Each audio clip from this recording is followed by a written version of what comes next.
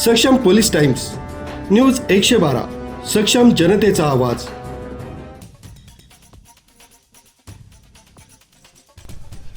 नाशिक महानगरपालिकेची सर्वसाधारण सभा महापौर हिमगौरी आडके यांच्या अध्यक्षतेखाली तर उपमहापौर विलास शिंदे, मनपा आयुक्त मनीषा खत्री यांच्या उपस्थितीत संपन्न झाली.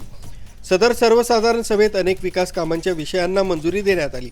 आगामी सिंहस्थ कुंभमेळ्यासाठी भूसंपादन आणि अधिग्रहित जागांचं सर्वेक्षण आणि त्या अनुषंगाने काम करण्यासाठी पात्र असलेल्या सल्लागार यांच्यामार्फत काम करून घेणं, त्याचबरोबर सर्वेक्षणाच्या कामाकरता दर निश्चिती करणं या सुमारे 20 कोटी रुपयांच्या विषयांवर सदस्यांच्या भावना लक्षात घेत महापौर हिमगौरी आडके यांनी हा विषय रद्दबातल करण्याचं जाहीर केलं.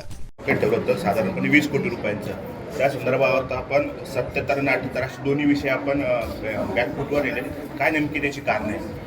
विषय असा आहे की खरं तर प्रशासनाने जेवढा काही गाईडलाईननुसार नियमावली आहे ती फॉलो केली आहे, त्याचा पूर्ण खुलासा हा सन्माननीय आयुक्तांनी सगळ्या सभागृहाला दिला आहे.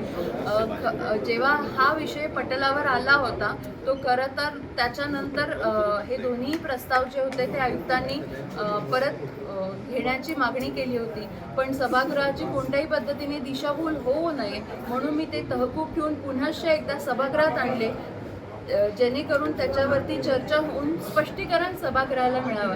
कारण जर आपण परस्पर डॉक्युमेंट मागे घेतले आणि मंजुरी दिली सारखं असं होतं ते, तरी पण सभागृहामध्ये एक ट्रान्सपरन्सी असली पाहिजे की त्याच्या मागचं काय कारण होतं आणि म्हणून आयुक्तांना आपण ते स्पष्टीकरण देऊ दिलं आणि नंतर ते दोन्ही विषय जे आहेत ते मागे घेण्यात आले.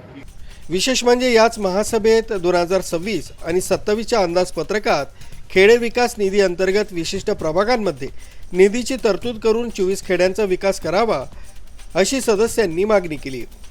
सदस्यांच्या मागणीला उत्तर देत शासन स्तरावर प्रयत्न सुरू आहेत आणि लवकरच मुख्यमंत्री, उपमुख्यमंत्री यांची भेट घेऊन त्यांच्याकडून विशेष निधी उपलब्ध करून देण्याचा आमचा प्रयत्न आहे, असं महापौर हिमगौरी आडके यांनी यावेळी सांगितलं आहे.